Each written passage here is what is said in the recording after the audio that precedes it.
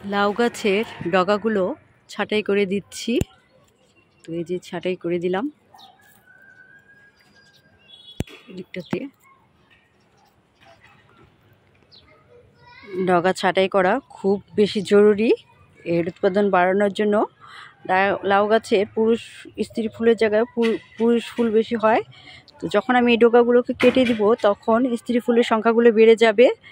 তো আপনারা যারা লাউ গাছ ভালোভাবেই করতে চান তাহলে এই ডগাগুলো ছেটে দিবেন।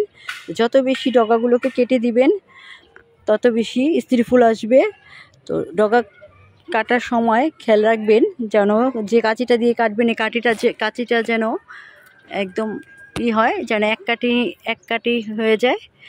আর লাউ গাছের সময় 1G 2G 3G শোনা যায় যে 1G 2G।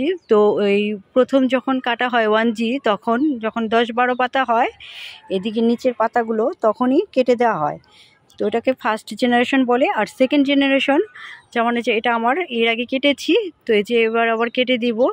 তো 2-3 বার কাটলে লাউয়ের ফলন অনেক গুণ বেড়ে যায়।